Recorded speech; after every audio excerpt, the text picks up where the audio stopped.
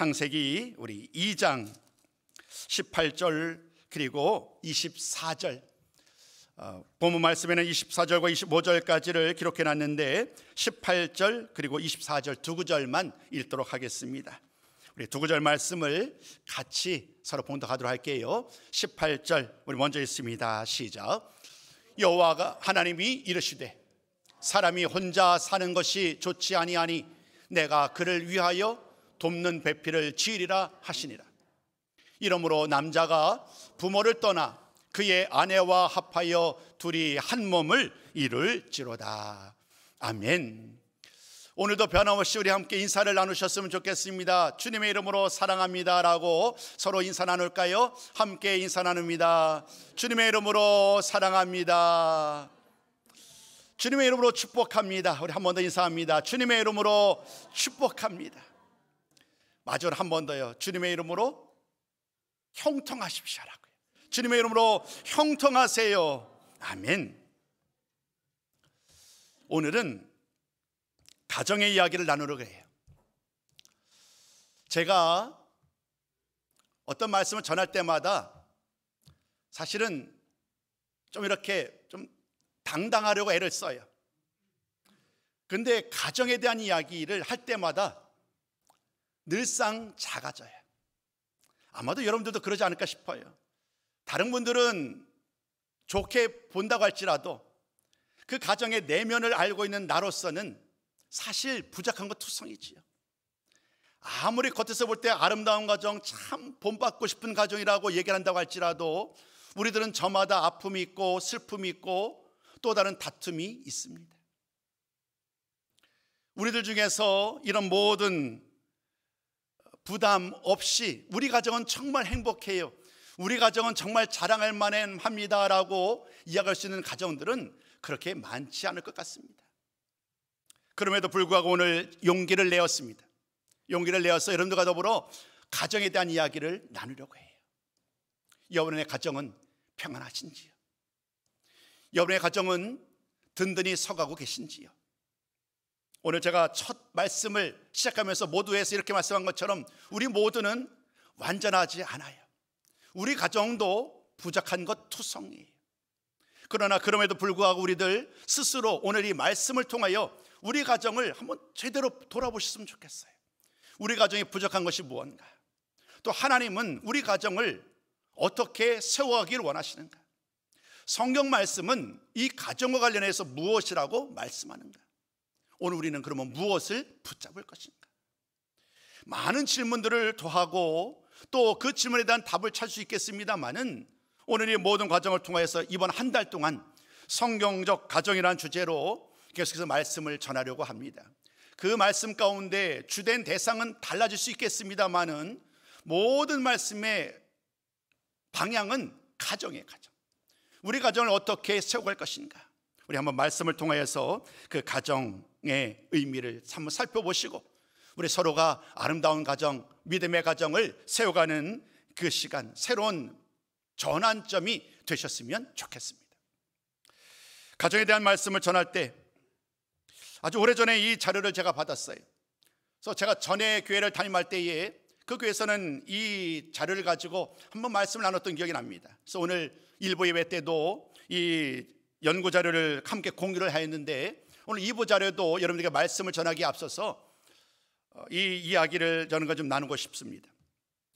이 말씀을 우리가 이 연구 자료를 보면 가정이 정말 중요하구나, 가정을 든든히 세우는 일은 정말로 우리가 미룰 수 없는 일이구나, 내가 돈을 벌려자, 내가 성공하고자 열심히 노력하다가 가정을 세우는 것을 놓치는 것은 참으로 잘못된 일이구나 라는 것을 아마 깨닫게 되실 거예요. 꽤 오래전 이야기입니다. 1900년이니까요 지금부터 얘기하자면 벌써 120년이 흘러간 건가요? 제가 셈이 맞나요?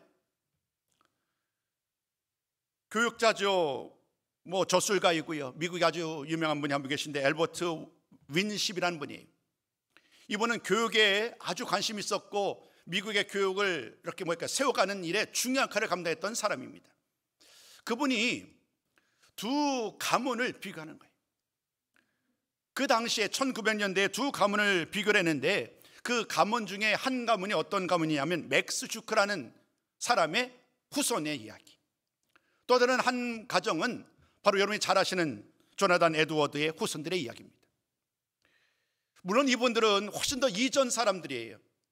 조나단 에드워드 같은 경우는 1703년생이고요. 또 이 맥스 주크라는 분은 1732년인가요? 제가 정확히 연도까지는 기억이 안 나네요. 1700년대부터 초반부에 살았던 사람이고, 오늘 이 앨버트 윈십이라는 분은 그로부터 200년이라는 세월이 흘러간 거예요. 그래서 200년이 지난 이후에 이 두 사람부터 출발됐던 가정이 과연 어떻게 되었는가? 1900년대 오늘을 살고 있는 사람들의 후손들을 추적해 본 거예요. 그들의 가문의 이야기, 수많은 가족들이 어떻게 오늘을 살아가고 있는가, 그 후손들이 지금 어떤 삶을 살고 있는가를 추적해 보았고, 이것을 연구 자료로 발표를 한 거예요. 이제 논문인 거죠. 그러니까 그 자료는요, 여러분, 충격적입니다. 오늘은 제 그림을 준비했어요. 여러분 한번 그림을 통하여 설명드릴게요. 그림 보시는 것처럼 오늘 이 앨버트 윈십이라는 분이 이 가문 후손들을 추적해 간 거예요. 어떤 가문을 이뤘는가, 그 후손들은 얼마나 사회적으로 좋은 삶을 살아가고 있는가, 그 사람들을 이제 일일이 다 추적한 거예요. 뭐 1000명이 넘는 가족, 또 500명이 되는 가족들을 다 추적해 보았는데 결과가 이렇다라는 거예요. 여러분 보십시오. 제가 굳이 설명드리지 않아도 이 요나단 에드워드, 이분이 어떤 분이냐면 이분은 믿음의 가정을 이뤘던 그런 사람이에요. 철저하게 믿음을 따라 살았던 사람이고, 무엇보다도 영적 대각성 운동을 주도했던 사람이에요. 미국의 영적 대각성 운동. 무엇보다도 이분은요, 가정의 소중함을 잃지 않았어요. 아무리 바빠도 가정을 소중히 여겼고 자녀들에게 믿음과 인격과 신앙을 유선으로 남겨줬다고 그러지. 맥스 주크라는 분이 있어요. 이분은 여러 가지 이분에 대한 설명이 다양합니다만은 이분에 대한 설명은 그렇게 나쁘지 않아요. 아주 낙천적이고 정말 즐거운 삶을 살았다고 그래요. 아주 자유분방한 삶을 사는 거지요. 그러니까 현재의 자유분방한 삶을 살다 보니까 정작 후손들을 위하여서 마땅히 물려줄 게 없었던 거예요. 그냥 발전 없이 반복되는 삶 속의 즐거움 속에서 그냥 그렇게 자자와 후손이 삶을 살 수 있도록 연결고리가 된 것이지요. 시작은 그 차이가 크지 않았을지 몰라요. 그러나 시간이 흘러가고 자자 대대 후손 흘러가면서 그 결과는 너무나도 다른 결과를 우리 오늘 이 그림을 통하여 보게 되었습니다. 한 사람, 그가 어떤 생각을 갖고 있는지, 한 가정, 그 가정이 어떤 목표와 어떤 바람을 따라 가정을 세워가느냐에 따라서 그들의 가문은, 그들의 자자 대대 순서는 너무나도 다른 결과에 이룰 수 있음을 오늘 이 데이터는 우리에게 보여주죠. 물론 이것을 절대적으로 맹신할 수는 없습니다. 왜냐하면 사실은 이것은 결과를 알고 역순으로 하여서 그 과정을 추적한 거니까요. 그러니까 조나단 에드워드가 유명한 분이고 믿음의 사람인 것을 모르는 사람이 없거든요. 그다시 미국 사람들은. 그러니까 아예 대상을 정해 놓은 거예요. 그런 다음에 그분의 결과를 추적해 놓고 이분처럼 정말로 믿음의 가정을 세웠을 때에 우리 가문이 어떻게 되는지를 보는 것은 유익하지요. 데이터의 과정을 뽑는 과정 속에서 조금은 잘못되었다라고 얘기할 수 있겠지만, 그러나 조나단 에드워드의 가문이 믿음의 가문으로 가정을 이루어서 이러한 결과를 내었다는 것이 결코 가리지는 않습니다. 오늘 저는 여러분들에게 이 말씀을 드리고 싶었어요. 사실 앨버트 윈십이라는 분은 교육 전문가이기 때문에 이 두 가정, 가문, 후손을 비교하면서 가장 강조하고 싶었던 것은 교육의 중요성이었어요. 교육이 가정을 바꾼다는 것을 강조하기 위함이었지만, 그러나 동시에 우리는 이 두 가문 가정의 이야기를 통하여서 이 믿음으로 가정을 세우는 일, 그리고 신앙을, 기독교 신앙을 전수하는 일이 얼마나 중요한지를 깨닫게 되는 거예요. 오늘 다시 한번 우리의 가정을 돌아봅니다. 오늘 우리의 가정은 과연 믿음의 가정으로 잘 세워져 가고 있는지요. 아마도 지금도 그 일을 위해서 아마 기도하시는 분들이 계시지 않을까 싶어요. 나의 부모님을 위하여, 나의 자녀들을 위하여, 또 나의 남편 혹은 나의 아내를 위하여 믿음으로 돌아오기를 아마도 지금도 눈물로 기도하시는 분들이 계실 것 같습니다. 처음 제가 말씀드렸죠. 우리는 완전하지 않다고. 우리 가문도 우리 가정도 부정한 것 투성이라고. 그럼에도 불구하고 오늘 말씀을 통하여서 어떻게 하면 우리 가정을 더욱더 하나님 보시기에 기쁜 가정, 복된 가정, 아름다운 가정으로, 행복한 가정으로 세워갈 수 있을까? 우리 한번 이 질문에 대한 답을 찾고 싶습니다. 세상 사람들은 세상의 방법을 가지고 행복한 가정을 이루기 위한 그러한 방법을 찾습니다. 다양한 세미나를 열고 행복한 가정을 만들기 위한 그런 다양한 방법들을 제시를 합니다. 이렇게 살면 행복한 가정을 이룰 수 있습니다라고 주장을 합니다. 그 한 분에 대한 제가 예전에 초청하려고 했어요. 가정 전문가를 초청하려고 했는데요, 그분의 한번 초청해서 강의를 듣는데 무려 500만 원, 그리고 심지어 인원 제한수가 있습니다. 1000명 이하면 오지 않겠다는 거예요. 요즘 시대는요, 가정 전문가가 환영받는 시대예요. 왜냐하면 저마다 우리 가정이 온전하지 않다는 것을 아니까요. 그래서 그분의 도움으로라도 우리 가정이 잘 됐으면 좋겠다라는 그런 기대가 이런 전문가를 초대하고 큰 비용을 들여서라도 그런 세미나를 참석하지 않나 싶습니다. 믿음의 가정은 그럼 어떻게 해야 할까요? 오늘 가정을 세워감에 있어서 이번 한 달 동안 제가 시리즈로 성경적 가정이라는 주제를 가지고 말씀을 전한다고 말씀드렸는데 이미 답은 명확하지요. 우리 가정을 세움에 있어서 그 기준은 언제나 성경이라는 것.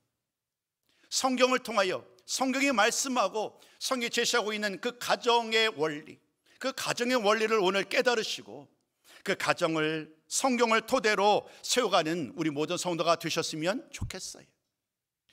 자, 그러면 두 가지 질문을 드리겠습니다. 첫 번째, 성경 말씀은 우리 가정에 대해서 무엇이라고 말씀하는가?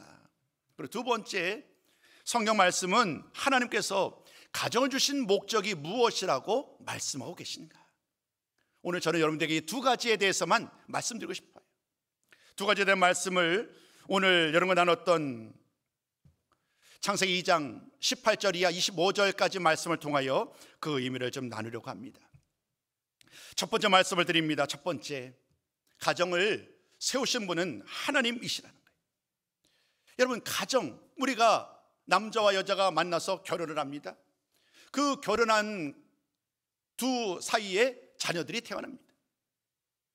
그들이 함께 어우러져 사는 것, 그 생활 공동체가 바로 가정이잖아요. 그죠? 그 집의 의미, 공간의 의미로서의 그 장소뿐만이 아니라 서로가 생활을 서로 이렇게 함께하는 이곳이 바로 가정이에요. 근데 여러분, 오늘 성경 말씀 무엇으로 말을 하냐면 이 가정을 세우신 분이 하나님이라는 거예요. 창세기는 우리에게 많은 것을 우리에게 알려줍니다. 창세기는요, 태초에라는 말씀으로 시작을 합니다. 태초에라는 이 원의 뜻은요, 베레시트라는 말이거든요. 이 말씀은요, 이런 의미예요. 시작, 기원, 모든 것의 기원과 시작의 의미를 담아내고 있어요. 그러니까 이 창세기를 우리는 이렇게 표현할 수 있겠죠. 기원의 책, 모든 것의 기원을 다루는 거예요. 우주가 어떻게 창조되었는지, 말씀으로 천지를 창조하셨다는 말씀을 통하여 우리는 우주가 어떻게 창조되었는지, 또 모든 동물과 식물들이 어떻게 지음받았는지 그 모든 시작을, 모든 원리를 우리는 말씀을 통하여 알고 있습니다. 또 인류의 기원에 대해서도 우리는 알아요. 그리고 안식일과 죄의 문제에 대해서도 어떻게 시작되었고 어떻게 세상에 들어오게 되었는지도 창세기를 통하여 도움을 받습니다. 구원의 역사도 창세기를 통하여 처음 시작된 것을 만나게 됩니다. 죄가 세상에 들어왔을 때에 하나님께서 구원의 역사를 시작하시잖아요. 창세기 3장 15절이에요. 그뿐만 아니라 하나님이 한 사람을 택하고 한 족속을 택하고 한 민족을 이루어가는 이런 모든 과정들도 우리는 이 창세기를 통하여 만나게 됩니다. 가정도 다르잖아요. 창세기 말씀에서는요, 가정의 시작에 대해서도 우리에게 말씀합니다. 그 가정의 시작을 다루는 본문 말씀이 바로 오늘 말씀이에요. 오늘 창세기 2장 18절이야 25절은 아마도 결혼식을 가면 그 결혼 예식을 할 때에 주례를 맡으신 목사님들이 설교하는 가장 대표적인 본문이겠지요. 한 몸을 이루라는 이 말씀. 그러나 오늘 저는 결혼의 이야기, 남자와 여자가 만나서 결혼하는 이야기를 넘어서서 이 가정의 시작, 가정을 주신 말씀, 첫 시작 말씀으로 오늘 본문을 대하고 싶었어요. 오늘 말씀 보면 18절과 제가 24절만 이렇게 두 구절만 끄집어냈는데, 18절 말씀은 이런 말씀이 있습니다. 돕는 배필. 하나님은 이렇게 말씀합니다. 사람이 혼자 사는 것이 좋지 않았다. 혼자 사는 것이 좋지 않았기 때문에 돕는 배필을 지을 것이라는 말씀 속에서 이제 하나님이 이제 아담을 통하여 하와를 지으시지요. 돕는 배필, 돕다와 배필의 의미를 우리가 알 때에 그 남자와 여자를 향한 하나님의 계획을 우리가 알 수 있습니다. 돕다라는 이 말은 어렵지 않겠지요. 여러분, 돕다라는 것은요, 누군가가 어떤 일을 더 잘 감당하도록 거들거나 힘을 보태는 거예요. 누군가가 어떤 주어진 일을 감당합니다. 혼자 할 수 없어요. 그러나 누군가가 함께 하면 그 일을 더 쉽사리 감당하죠. 한 사람이 혹은 두 사람이 함께 하면 훨씬 더 큰 능력을 발휘합니다. 가족의 역할은 이와 같다는 거예요. 서로 돕는 일. 가정을 세워가는 일에 있어서 누구 한 사람만이 그 가정을 책임질 수 없지요. 남편과 아내, 부모와 자녀, 모든 사람들이 가정의 구성원인 가족들이 각각 서로 돕는 사람이 될 때에 그 가정이 든든히 서게 될 줄로 믿습니다. 배필이란 이야기도 다른 의미가 아닙니다. 이 배필도 짝이에요, 짝. 반대편에서 화답하고 호응하는 거예요. 여러분, 가정이 행복한 가정이 어떤 가정일까요? 작년에 제가 가정 전문가 한 분을 모셔왔었죠. 제가 공부를 할 때에 그분이 저의 교수님이셨어요. 그분을 통해서 항상 가정의 문제가 뭔가 그분이 고민을 많이 하셨다는 거예요. 그 고민의 결론이 뭐였느냐 하면 이것이다라고 그분은 결정을 내셨다는 거예요. 의사소통이 없더라는 거예요. 가족인데 서로 말이 없는 거예요. 같이 먹고 같이 사는데 정작 대화가 없어요. 여러분의 가정은 어떠신가요?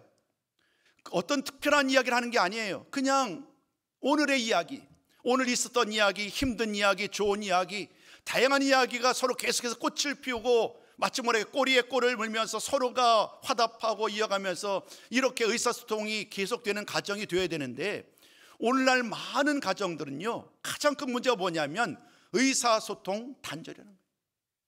젊은 사람들은요, 가정에 처박 그냥 집에 있는 거예요. 게임에 몰입되어 있습니다. 아예 나오질 않는다는 거예요. 그러니 한 집에 살고 있지만 그 안에서 완전히 단절된 삶을 살고 있어요. 의사소통 부재. 오늘 가장 큰 문제가 여기에 있지요. 하나님은 오늘 천지 만물을 창조하실 때에 좋았더라, 심히 좋았다라는 말씀을 통하여 하나님의 창조가 완전함을 말씀하신 바 있어요. 근데 오늘 보면 하나님이 이렇게 말을 합니다. 좋지 않았다. 좋지 않았다는 거예요. 이 말은 하나님이 행하신 일, 앞으로 가정을 통하여 행하실 일은 결코 남자 홀로 혹은 여자 홀로 할 수 없기에 가정을 이루어 함께 감당할 때에 하나님이 원하시는 그 가정의 직무를, 가정의 사명을 잘 감당할 수 있다라는 전제가 깔려 있는 거예요. 그래서 하나님은 이 남자와 여자를 홀로 두지 아니하고 함께 만들어서 돕는 배필로 삼으셨고, 또 24절에 보는 것처럼 계속해서 그 말씀을 전하고 있습니다. 서로 부모를 떠나서 한 몸을 이루라고, 남자와 여자가 하나 되어서 가정을 이루어 감당할 귀한 일들을 허락하여 주셨습니다. 여기서 우리는 성경적인 가정과 관련된 두 번째 질문을 드리게 됩니다. 그러면 가정이 행복한 가정을 이루어지는 것이 우리에게 주어진 최고의 최종적인 목적이냐라는 것입니다. 세상에 있는 많은 강의와 많은 세미나의 내용은 언제나 가정 행복이, 가정을 행복해 하는 것이 최종 목적이라고 얘기를 합니다. 가정을 행복해 하는 것. 그러나 성경 말씀을 잘 보면 그것이 최종 목적은 아닌 것 같아요. 가정을 아름답게 세워가고 행복한 가정을 이루는 것은 분명히 하나님이 원하시고 기뻐하시는 일이지만, 그것이 진정으로 세워진 가정을 주신 최종적인 목적은 아니더라는 거예요. 더 중요하고 더 시급한 목적이 있는데 그 대답을 우리는 창세기 1장 27절과 28절을 통해 찾을 수 있어요. 우리 한번 이 말씀 같이 한번 읽어보겠습니다. 함께 읽습니다. 시작. 하나님이 자기 형상 곧 하나님의 형상대로 사람을 창조하시고 남자와 여자를 창조하시고 하나님이 그들에게 이르시되 생육하고 번성하여 땅에 충만하라. 땅을 정복하라. 바다의 물고기와 하늘의 새와 땅에 움직이는 모든 생물을 다스리라 하시니라. 아멘. 이 말씀을 잘 보면은요, 하나님이 남자와 여자를 만드시고 이 둘을 한 가정을 삼으시고 가정을 세워가셨던 목적은 그들이 행복한 가정을 이루게 하심도 있지만 더 중요한 목적이 있음을 깨닫게 됩니다. 그것은 바로 하나님의 일을 감당하라는 거예요. 하나님이 가정을 세우셔서 가정을 통하여 하나님께서 맡겨주신 그 귀한 직무를 감당하는 일, 생육하고 번성하여 땅에 충만하고 세상에 있는 모든 것을 다스리는 것, 본이 되는 것, 이런 모든 것이야말로 하나님이 우리 가정을 통하여 원하시는 것임을 깨닫게 됩니다. 우리 가정에 대한 이야기 나눴잖아요. 돌이켜보면 우리 가정 중에 많은 가정이 많은 다툼 속에서 그만 그 가정이 더 이상 유지되지 못한 채 그 가정이 무너지기도 합니다. 그 가정 가운데 여러 가지 많은 싸움이 가득하여서 심지어 폭력이 그 가정에 찾아오기도 합니다. 사회면에서 일어나는 수많은 일들을 보면 언제나 이 가정의 위기로 말미암아 일어나는 그런 일들이 얼마나 우리를 아프게 하는지 모릅니다. 오늘 이러한 과정 속에서 하나님은 우리에게 전혀 다른 질문으로 가정을 바라볼 것을 원하시는 거예요. 가정을 아름답게 세우는 과정 속에서 우리에게 하나님이 주신 그 귀한 일들, 하나님 우리 가정에 주셨던 이 귀한 사명을 감당하기 위하여 우리는 얼마나 깨어 있는가, 그 일을 감당하기 위해서 우리는 얼마나 준비되고 있는가, 오늘 그 말씀을 나누고 싶습니다. 두 번째에서 바로 그 말씀을 나누고 싶습니다. 두 번째, 큰 두 번째, 성경적 가정을 세워야 한다는 거예요. 결국 하나님이 우리 믿음의 가정들, 예수를 믿는 이 가정들을 통하여 하나님이 기대하는 것은요, 세상의 방법이 아니에요. 세상의 원리가 아니라 성경의 방법, 성경의 원리를 따라서 가정을 세워가라, 이렇게 말씀하고 있어요. 자, 그러면 성경에서 말씀하시는 그 가정을 세워가는 원리, 그 원리는 무엇일까요? 오늘 저는 여러분들에게 두 가지만 강조를 드리려고 합니다. 우리 한번 첫 번째 이 말씀은 같이 좀 나눌까요? 첫 번째 말씀입니다. 함께 읽습니다. 시작. 예배 공동체로 세워져야 합니다. 예배 공동체. 여러분, 가정을 세울 때에 여러분 우리는 다양한 것, 좋은 학교 보내고 좋은 교육, 아이들에게, 오늘 어린이 주일이니까요, 어린이들 얘기를 듣자면 좋은 교육을 시키고 좋은 학교를 보내는 것이 부모로서 가장 먼저 해야 될 일이라고 여겨왔어요. 그리고 많은 돈을 벌고 또 유학도 보내고 좋은 사람을 만나게 하고 또 세상에서 나름대로 성공적인 사람을 만나고 좋은 어떤 인맥을 쌓는 일, 이런 것이 우리가 가정을, 좋은 가정을 이루는 것이 가장 중요한 이름으로 우리는 그 일을 위해서 힘써 왔어요. 그 과정 속에서 오늘 이것, 예배의 중요성을 놓치지 말았으면 좋겠다는 거예요. 그 일이 잘못됐다는 것을 말씀드리는 것이 아니라 이 예배가 중요하다는 것을, 이 가정의 예배를 소홀히 하는 것은 결코 하나님이 기뻐하지 않는 거예요. 가정이 예배 공동체임을 어떻게 할 수 있을까요? 그 말씀은 창세기 2장 15절 말씀을 통하여 우리는 알 수 있어요. 창세기 2장 15절 말씀은 이런 이야기입니다. 하나님이 아담과 하와를 창조하셨어요. 그런 다음에 그들을 어디에 두느냐 하면 에덴 동산에 두십니다. 에덴 동산에 두신 다음에 하나님은 그들에게 무엇을 맡기셨느냐 하면 경작하며 지키게 하셨다. 그 에덴 동산을 경작하며 지키게 하는 일, 그것이 그들에게 주신 사명이었어요. 아담과 하와가 두 명이 어떻게 그 에덴 동산을 다 가꿀 수 있겠어요? 결국 이 말은 이런 거지요. 아담과 하와가 결혼을 합니다. 가정을 이뤄갑니다. 또 가정이 또 다른 자녀들을 낳습니다. 가족들이 가족을 낳고 이제 자자대대손산 가문을 이루어가는 거예요.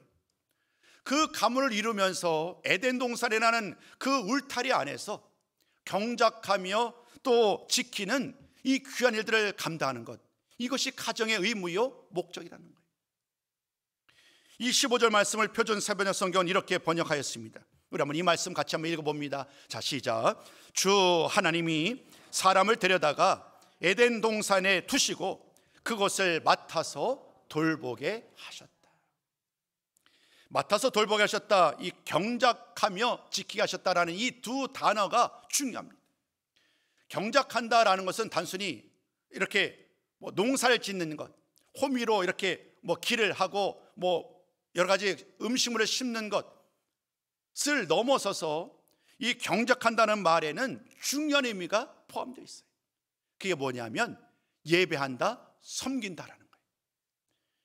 이 경작하다라는 이 히브리어의 그 원어원의 뜻이 바로 이와 같다는 거예요. 섬기는 것, 하나님을 섬기고 하나님을 예배하는 것, 이것이 하나님이 아담과 하와에게 맡긴 일이라는 거예요. 세상에 우리가 주어진 많은 일들을 감당해야 합니다. 가정에서도 또 직장에서도 사회적으로 많은 일을 감당하고 우리 가정을 든든히 세워야 하겠지만, 이 2장 15절 말씀에 의하면 우리가 놓치지 말아야 될 일이 뭐라고요? 예배, 우리 가정을 아름다운 예배, 하나님께 영광 돌리는 그런 은혜로운 예배의 공간으로, 예배의 장소로, 예배의 자리로 만드셔야 된다는 거예요. 가정의 달을 맞이하여 실제적으로 우리가 힘쓸 일, 그 첫 번째 결론이 바로 이 예배 공동체로 우리 가정을 세우셨다는 것입니다. 이 말씀을 마음에 깊이 새기시고 우리가 어떻게 하면 우리 가정을 통하여 하나님을 찬양하고 하나님께 영광 돌릴 수 있을까, 이것을 가장 먼저 고심하시고 고민하시고 언제나 이 말씀 붙들고 하나님 아버지 앞에 찬양으로 영광 돌리는 복된 가정을 세워가시기를 주님의 이름으로 축복합니다. 두 번째입니다. 성교적인 가정을 세워감에 있어서 우리는 어떤 가정을 세워야 할까요? 우리 두 번째 말씀도 같이 한번 읽어봅니다. 시작. 사랑 공동체로 세워져야 합니다. 사랑. 이 가정에서 사랑을 빼놓을 수 없지요. 성경 말씀을 다 바라보면 모든 말씀 속에서 언제나 이 사랑이 전제되어 있습니다. 하나님의 사랑이 얼마나 크고 놀라운지, 그 하나님의 사랑으로 말미암아 모든 사람들이 얼마나 그 사랑을 덧입고 살아가는지, 우리 믿음의 사람도, 우리 믿음의 가정도 다르지 않아요.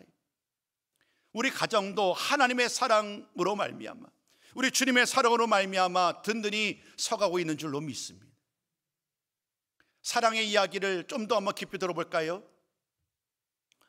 에베소서 말씀을 이제 계속 이어지는 5월 중에서 에베소서 말씀을 가지고도 제가 말씀을 좀 전하게 되겠습니다마는, 사도 바울이 에베소서 말씀을 5장 6절 말씀 통해서 가족을 다 일일이 끄집어냅니다. 부모, 자녀, 또 남편, 아내, 이런 각각의 사람들을, 가정을 구성하고 있는 많은 사람을 끄집어내면서 그들에게 어떻게 살아가야 되는지, 한 가정을 구성하는 구성원으로서 어떻게 살아가야 되는지를 권면하고 있어요. 근데 희한한 것은 그 모든 권면의 말씀 가운데 빼놓지 아니하고 하나님의 사랑과 주님의 사랑을 통하여 그들에게 권면하더라는 거예요. 그러니까 아내에게, 또 남편에게, 부모와 자녀에게 언제나 말씀을 전할 때에 이 사랑이 전제되어 있어요. 우리 한번 그 중에서 에베소서 5장 22절 25절 말씀을 같이 한번 읽어보셨으면 좋겠어요. 한번 이 말씀 같이 읽습니다. 자, 시작. 아내들이여 자기 남편에게 복종하기를 주께 하듯하라. 남편들아 아내 사랑하기를 그리스도께서 교회를 사랑하시고 그 교회를 위하여 자신을 주심같이 하라. 이 말씀 그대로예요. 아내들과 남편들에게 다양한 마음을 가지고 그분에게만 집중되는 권면을 할 수 있음에도 불구하고, 희한하게도 하나님이 세상을 얼마나 사랑하셨는지, 또 주님께서 교회를 얼마나 사랑하셨는지 이 말씀을 가지고 아내와 남편에게, 부모와 자녀들에게 권면하더라는 거예요. 결국 이 말은 무슨 말이냐면, 우리 가정이 온전히 세움을 받고 세워지고 하나님을 찬양하는 복된 가정이 되려면 이 하나님 사랑과 주님 사랑을 통하여 우리 가정을 세워 가셔야 된다는 거예요. 다양한 성공 방법이 아니라 하나님 사랑으로, 주님 사랑으로 우리 가정을 세워가고 있느냐. 오늘 두 번째로 드리는 질문이었습니다. 시간이 많이 흘러갔네요. 제가 첫 도입부를 좀 너무 많이 쓴 것 같습니다. 오늘날 가정이 위기라고 그럽니다. 이 가정의 위기는 우리 믿음의 가정도 예외는 아닙니다. 많은 가정들이 이 위기의 가정으로 인하여 어려움 당하고 가정이 파괴되기도 합니다. 이런 모든 과정 속에서 오늘 말씀을 잘 보면서 우리는 다시 한번 우리 가정이 아직 완전하지 않지만, 불완전하고 여전히 부족하지만, 그러나 성경적인 권면의 말씀을 통하여 다시 한번 우리 가정을, 성경적인 가정을 세워가겠노라고 다짐할 수 있었습니다. 오늘 두 가지를 말씀드렸어요. 첫 번째 예배로 우리 가정을 세워가시자고요. 두 번째, 사랑으로 우리 가정을 세워가시자고요. 너무 좀 뜬구름 잡는 식의 말씀인 것 같아요.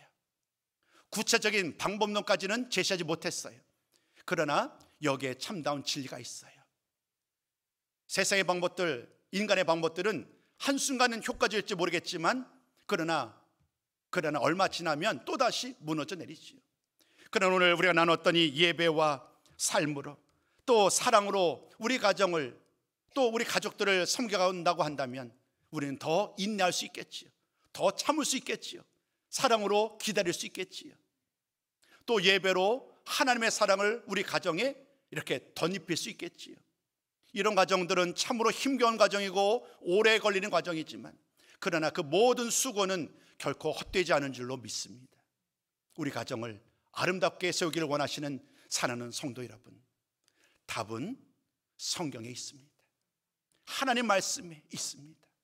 하나님께서 우리에게 이 예배 공동체로, 사랑의 공동체로 세워가라고 말씀하셨사오니 이 말씀 붙들고 우리 가정, 그 하나님의 은혜와 사랑으로 아름답게 세워가도록 하나님 우리에게 지혜와 능력과 믿음과 신앙을 더하여 주옵소서. 이렇게 기도하면서 아름다운 가정, 행복한 가정을 세워가시는 저와 여러분 되시기를 주의 이름으로 축복합니다.